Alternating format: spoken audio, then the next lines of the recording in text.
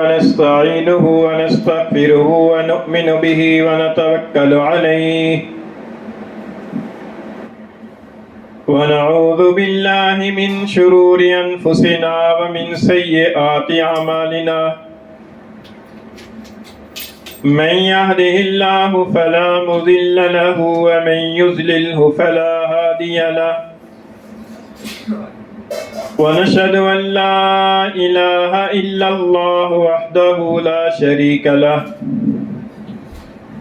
ونشهد أن سيدنا وسندنا وحبيبنا وحبيب ربنا ومولانا ونبينا محمدا عبده ورسوله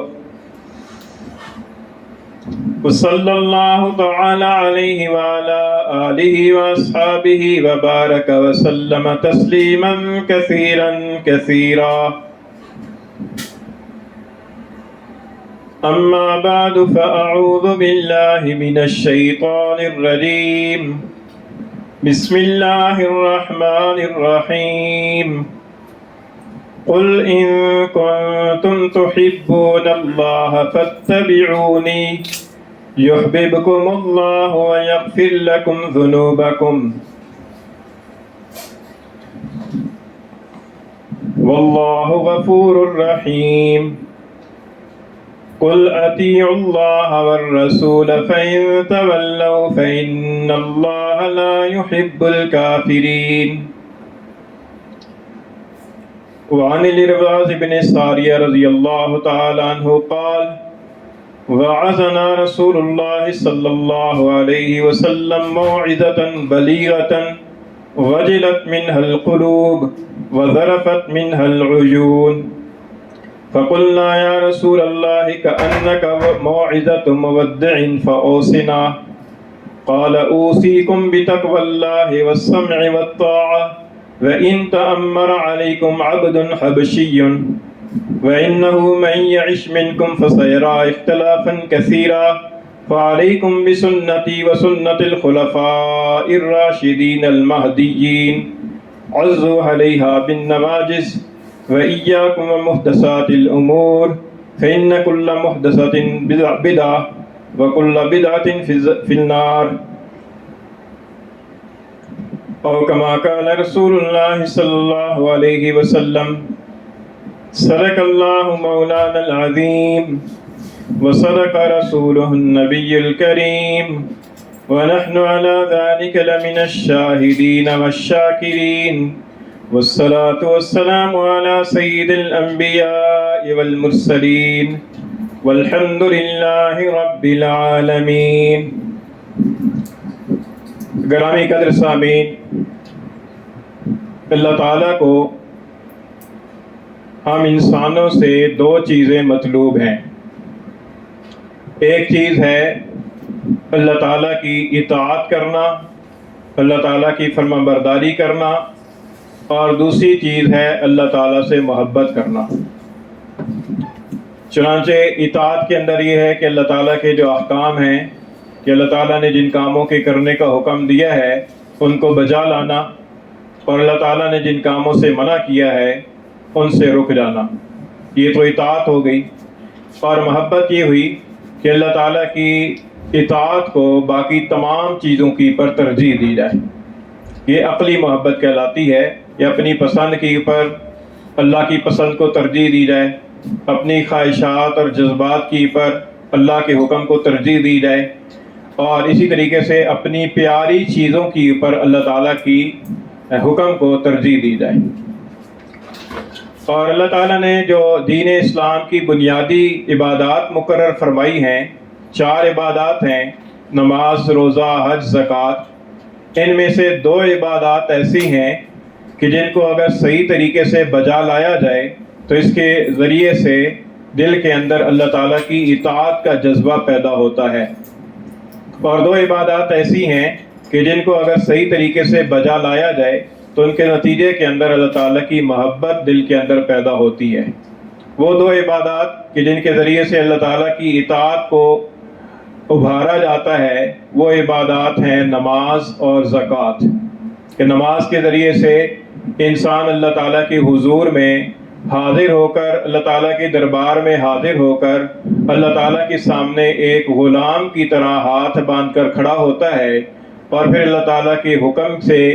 اس کے سامنے جھک جاتا ہے، اپنی کمر کو جھکا کر رکوع کا فریضہ بجا لاتا ہے، اور پھر اپنے اعضاء میں سے سب سے زیادہ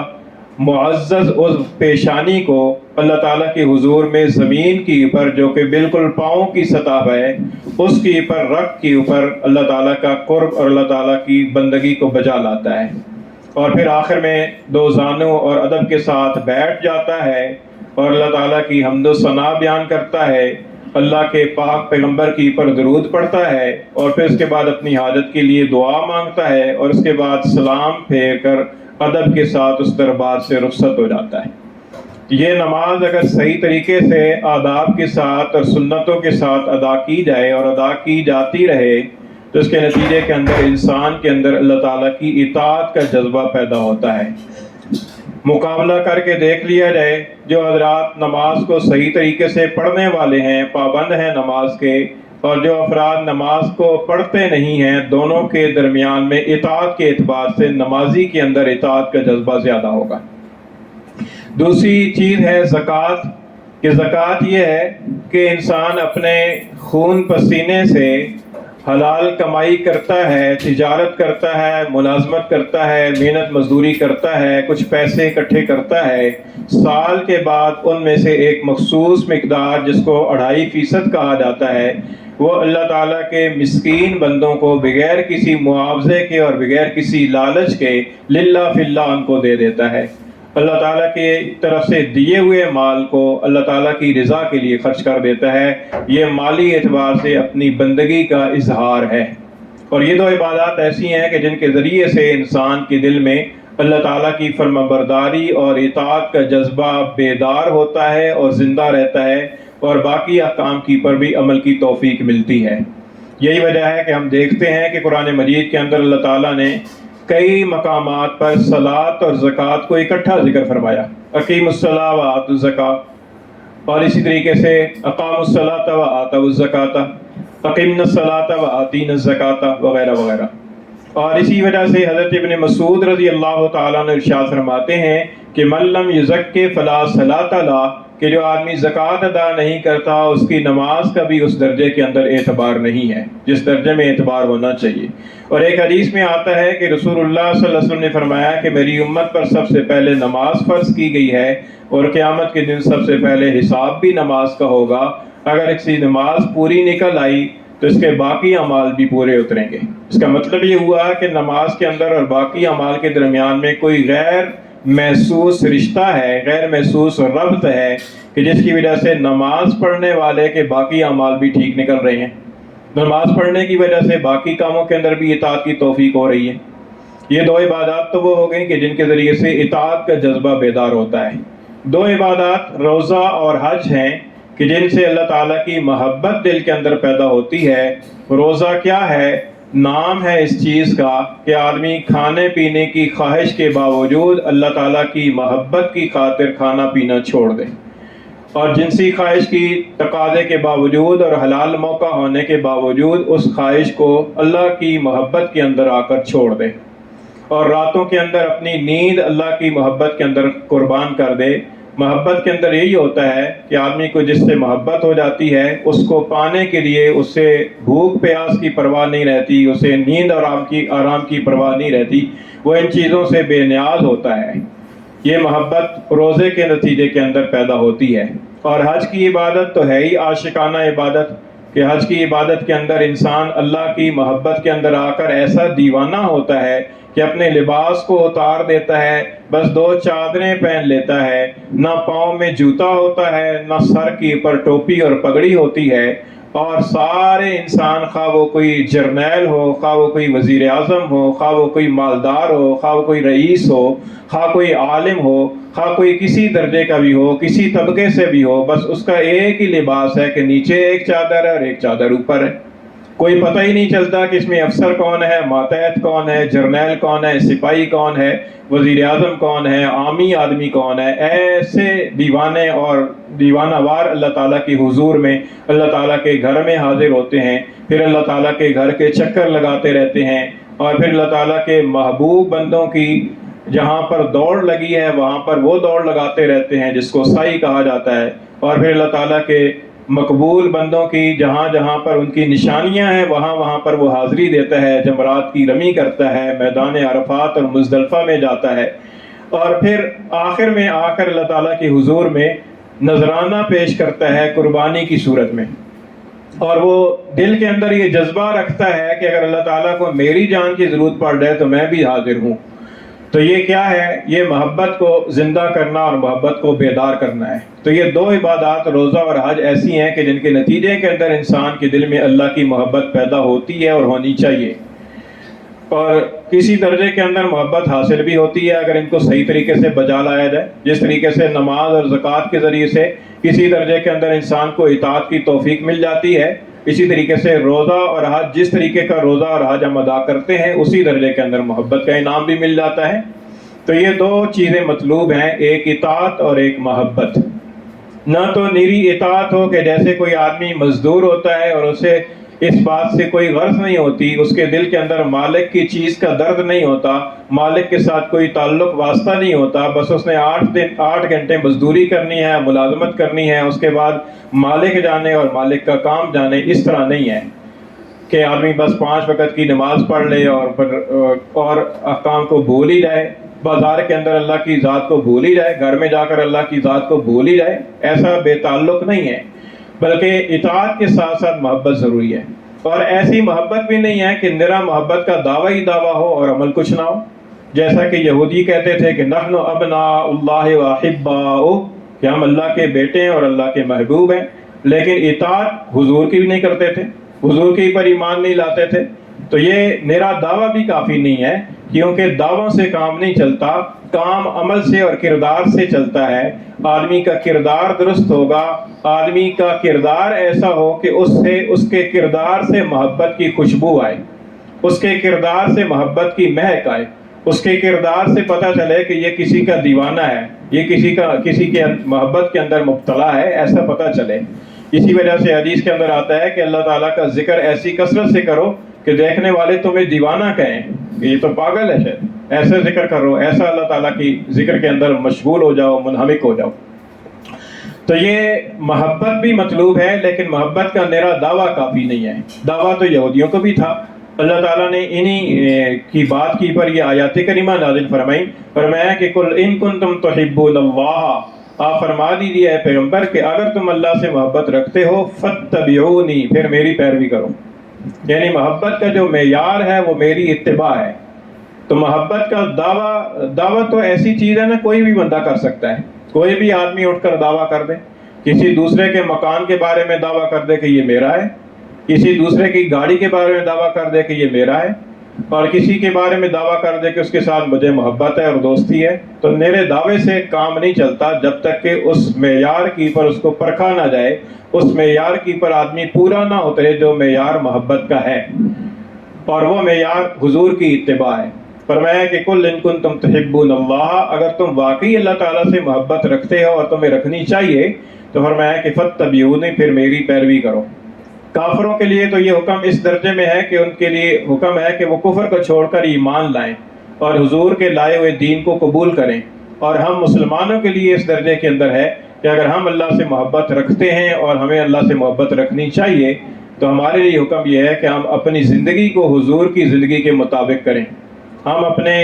زندگی کو حضور کی سنت کے مطابق کریں۔ تو یہ اتباع ہوگی حضور کی، اور جب حضور کی صحیح درجے کے اندر اتباع ہوگی تو اسی وقت یہ سمجھا جائے گا کہ یہ آدمی اللہ سے محبت رکھتا ہے۔ اور ظاہر ہے کہ دعویٰ کرنے سے ہم دوسرے لوگوں کو تو ہم خوش کر سکتے ہیں، مطمئن کر سکتے ہیں، لیکن اللہ تعالیٰ کا تو دلوں کے حال کا پتہ ہے۔ اللہ تعالیٰ کا تو ہم ان نرے دعووں سے تو ہم اللہ تعالیٰ کو راضی نہیں کر سکتے جب تک کہ ہمارا صحیح سچا پیار اللہ کے ساتھ نہیں ہوگا۔ تو فرمایا کہ فاتبعونی، اس کے نتیجے کے اندر انعام کیا ملے گا؟ فرمایا کہ یحببکم اللہ، تمہاری محبت کیا، اللہ تم سے محبت کرے گا۔ اللہ تمہیں محبوب بنا لے گا. یعنی بجائے اس کے کہ تم اللہ سے محبت کرو، اللہ کے محبت اگر صحیح زمانہ کے اندر تم کرو اور اس معیار کی پر پورے اترو جو معیار اللہ تعالیٰ نے بیان فرمایا حضور کی اتباع کا، تو اس کے نتیجے کے اندر تم اللہ کے محبوب ہو جاؤ گے. اور اللہ کے محبوب ہونا ظاہر سی بات ہے، کیونکہ جب محبوب کی صورت جیسی صورت بنائیں گے اور محبوب جیسی سیرت اور زندگی اور کردار بنائیں گے تو محبوب خدا صلی اللہ علیہ وسلم تو اللہ تعالیٰ کے محبوب ہیں ہی. اس پیمانے اور اس معیار کا عمل ہوگا تو پھر ظاہر ہے کہ محبوب کا محبوب ہی محبوب ہوا کرتا ہے. پھر اللہ تعالیٰ کی محبت ہوگی، اللہ تعالیٰ کی محبت اس شخص کو حاصل ہوگی اور اللہ تعالیٰ کا محبوب بن جائے گا. تو فرمایا کہ ایک انعام یہ ہوگا کہ یحببکم اللہ، اللہ تعالیٰ تم سے محبت کرے گا. دوسرا انعام یہ کہ وَيَغْفِرْ لَكُمْ ذُنُوبَكُمْ، کہ اللہ تعالیٰ تمہارے لیے تمہارے گناہوں کو معاف فرما دے گا، یعنی تمہاری خطاؤں سے درگزر فرما دے گا. اور یہ گناہوں کا معاف ہو جانا، گناہوں کی معافی مل جانا، یہ بہت بڑا انعام ہے. ہم بندوں کے لیے اللہ تعالیٰ کی طرف سے مغفرت کا مل جانا یہ بہت بڑا انعام ہے کہ اللہ تعالیٰ ہمارے گناہوں کی پر پکڑ نہ فرمائے، ہماری معافی فرما دیں. شاعر کہتا ہے کہ من نہ گویم قطاعتم بپذیر، قلم عف بر گناہم کش. کہتا ہے کہ میں یہ نہیں کہتا باری تعالیٰ کہ میری ان نمازوں کو قبول کر لے، میرے ان سجدوں کو قبول کر لے، میں تو یہ کہتا ہوں کہ میری خطاؤں کی پر معافی کا قلم پھیر دے، میری خطاؤں کو ڈیلیٹ کر دے، میری خطاؤں کو مٹا دے. کہتا ہے کہ من نہ گویم کہ طاعتم بپذیر، قلم عف بر گناہم کش.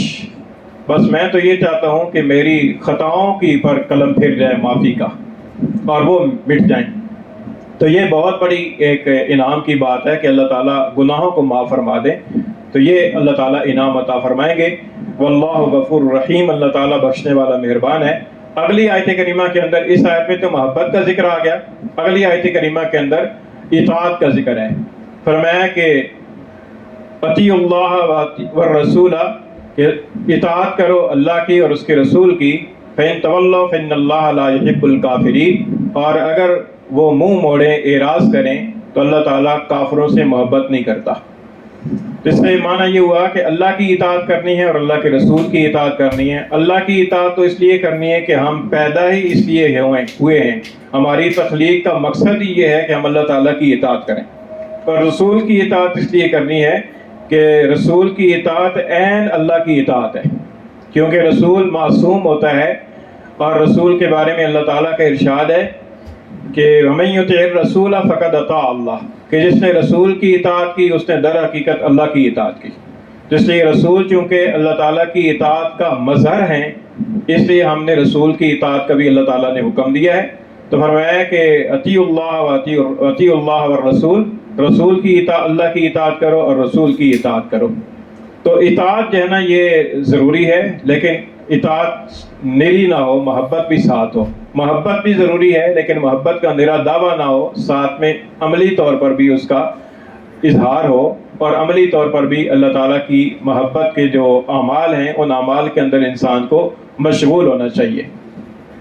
حدیث شریف جو آپ کے سامنے پڑھی ہے، حضرت ارباد بن ساریہ رضی اللہ تعالیٰ عنہ سے روایت ہے. امام ترمذی نے سنن ترمذی کے اندر، امام ابو داؤد رحمہ اللہ نے بھی اس حدیث کو نقل فرمایا ہے. فرماتے ہیں کہ حضور نبی کریم صلی اللہ علیہ وسلم نے فجر کی نماز ادا فرمائی اور ہماری طرف متوجہ ہوئے اور ہمیں واعظ فرمایا. ایسا واعظ فرمایا کہ جس واعظ کے نتیجے کے اندر وجلت منہ القلوب، دل کانپ گئے، وظرفت منہ العیون، اور آنکھیں بہہ پڑی.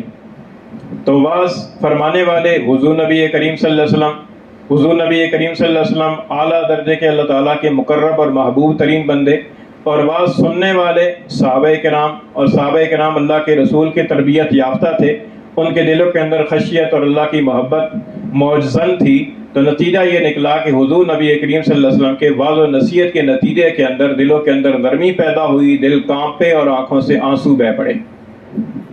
تو فرماتے ہیں کہ ہم نے عرض کیا کہ اللہ کے رسول کأنک موعظۃ مودع، ایسا لگتا ہے کہ یہ شاید رخصت ہونے والا واعظ ہے، یعنی گویا کہ آپ آخری واعظ فرما رہے ہیں. تو فاوصنا، آپ ہمیں وصیت فرمائیے. تو حضور نبی کریم صلی اللہ علیہ وسلم نے فرمایا کہ اوصیکم بتقوی اللہ، میں تمہیں اللہ سے ڈرنے کی وصیت کرتا ہوں، اللہ سے ڈرنے کی تاکید کرتا ہوں۔ اللہ تعالیٰ سے ڈرنا جو ہے یہ تمام نیک اعمال کی کلید ہے، کنجی ہے، اور تمام برائیوں سے بچنے کی بنیاد ہے اللہ کا خوف۔ اور یہ اللہ کا خوف جو ہے نا، اس کے بارے میں بھی ہمارے دعوے ہیں، ہمارا عمل نہیں ہے۔ یعنی اس کا صرف دعویٰ کافی نہیں ہے، جس طرح محبت کے لیے صرف دعویٰ کافی نہیں ہے، اس کے لیے بھی عمل کی ضرورت ہے، خوف کے لیے بھی عمل کی ضرورت ہے۔ خوف کے بارے میں حدیث شریف سے رہنمائی ملتی ہے کہ آدمی کے دل کے اندر اتنا خوف خدا ہونا ضروری ہے کہ وہ خوف خدا اسے اللہ تعالیٰ کی نافرمانی سے روک دے۔ جب اس کے سامنے گناہ کا موقع آئے، گناہ کا تقاضا پیدا ہو اور گناہ کرنے کے مواقع موجود ہوں، اس وقت اللہ کا خوف اتنا غالب ہو کہ وہ خوف اسے اس گناہ سے روک دے۔ اگر وہ خوف اسے گناہ سے روک دیتا ہے تو اس کا مطلب یہ ہوا کہ وہ اللہ تعالیٰ سے اس مطلوبہ درجے کے اندر خوف رکھتا ہے۔ اور اگر وہ خوف کہتا رہتا ہے کہ مجھے اللہ کا خوف ہے، اللہ سے بہت ڈرتا ہوں، زبان سے کہتا رہتا ہے، لیکن وہ عملی طور پر اللہ کی نافرمانی سے بچنے کی کوئی کوشش اور اہتمام نہیں کرتا، لاپرواہی سے گناہوں کے اندر پڑا رہتا ہے، تو اس کا نرا دعویٰ ہے، عمل نہیں ہے۔ تو اس لیے آج ہماری زبانوں کی پر محبت کے بھی صرف دعوے ہیں، صرف ہم نعرے لگاتے ہیں محبت کے اندر آ کر، رسول کی محبت کے اندر صرف بازاروں کو سجاتے ہیں، صرف جھنڈیاں اور بتیاں لگاتے ہیں اور نعرے لگاتے ہیں کہ غلامی رسول میں موت بھی قبول ہے۔ یہ ہم کہتے نہیں ہیں، اور یہ نہ اس کے اوپر ہمارا اہتمام ہے، توجہ ہے کہ غلامی رسول میں جینے کے لیے ہم تیار نہیں ہیں۔ یہ نعرہ تو بہت اچھا لگتا ہے کہ غلامی رسول میں موت بھی قبول ہے، نعرہ ہی تو لگانا ہے، لیکن یہ خیال نہیں آتا کہ غلامی رسول میں ہم زندگی بھی تو بسر کریں۔ رسول اس لیے تھوڑی آئے ہیں کہ ان کی غلامی کے اندر جانیں دیتے رہیں، رسول تو اس لیے آئے ہیں کہ ان کے نمونے کے مطابق، ان کی سیرت کے مطابق زندگی گزاریں۔ تو یہ نعرے اور دعوے محبت کے بھی اور خوف کے بھی۔ تو فرمایا کہ اللہ تعالیٰ کا تقویٰ اور خوف اتنا ہونا چاہیے ضرور کہ آدمی کو اللہ تعالیٰ کی نافرمانی سے وہ روک دے۔ پھر یہ فرمایا کہ وَالسَّمْعِ وَالطَّاعَةِ، اور تمہیں بات سننے کی اور کہا ماننے کی وصیت کرتا ہوں۔ وَإِن تَأَمَّرَ عَلَيْكُمْ عَبْدٌ حَبَشِيٌّ، اگرچہ تمہاری اوپر کوئی حبشی غلام ہی کیوں نہ امیر اور حاکم بنا دیا جائے۔ تو اصل یہ ہے کہ جو حکمران وقت ہے، اگر وہ بات اس کی شریعت کے خلاف نہیں ہے تو اس کی بات کی اللہ کے رسول نے فرمایا کہ اس کی بات سننے کی اور اس کی بات ماننے کی میں تمہیں تاکید کرتا ہوں، وصیت کرتا ہوں۔ اس کو نہ دیکھو کہ وہ بندہ کیا ہے، اس کو نہ دیکھو کہ وہ قبیلہ کیا رکھتا ہے، اس کو نہ دیکھو کہ اس کی شخصیت اور پرسنالٹی کیا ہے، یہ دیکھو کہ وہ کس سیٹ پر بیٹھا ہوا ہے۔ آج ہم تو ذاتیات پر چلے جاتے ہیں نا کہ فلاں ہے اور فلاں ہے، ذاتیات کی پر نہیں بلکہ جس عہدے اور منصب کی پر ہے۔ یہ ایسی ہے کہ جیسے امام کی اتباع میں ہم نماز پڑھتے ہیں، امام اللہ اکبر کہتا ہے تو ہم رکوع میں چلے جاتے ہیں، امام اللہ اکبر کہتا ہے ہم سجدے میں چلے جاتے ہیں۔ ہم یہ تھوڑی دیکھتے ہیں کہ امام کی ذات کیا ہے، امام کون ہے، امام کس طرح کا ہے، ہم تو امام کے پیچھے چل رہے ہیں۔ اسی طریقے سے فرمایا کہ وَالسَّمْعِ وَالطَّاعَةِ، کہ حکمران کی جائز بات سننے اور اس کی کہا ماننے کی تاکید کرتا ہوں۔ وَإِن تَأَمَّرَ عَلَيْكُمْ عَبْدٌ حَبَشِيٌّ، اگرچہ حبشی غلام ہی حکمران کیوں نہ بن جائے، اگرچہ اس کے اندر کوئی جسمانی عیب ہی کیوں نہ ہو، اگرچہ اس کا قبیلہ ہی اچھا کیوں نہ ہو، لیکن فرمایا کہ وہ جب ایک سیٹ پر بیٹھا ہوا ہے تو پھر اس کی بات سننا اور اس کی کہا ماننا بشرطے کہ جائز ہو۔ تو فرمایا کہ میں تمہیں اس بات کی نصیحت کرتا ہوں۔ تو یہ دو نصیحتیں ایسی ہیں کہ ان کے اندر دین اور دنیا کی ساری بھلائیاں سمٹی ہوئی ہیں۔ اس کے اندر انسان کی دنیا بھی بن جاتی ہے اور اس کے اندر انسان کا دین بھی سیدھا ہوتا ہے۔ تو یہ حضور صلی اللہ علیہ وسلم نے اس موقع پر نصیحت فرمائی۔ اس حدیث کا مزید حصہ ہے انشاءاللہ اگلے جمعے پر عرض کریں گے۔ اللہ تعالیٰ عمل کی توفیق عطا فرمائے۔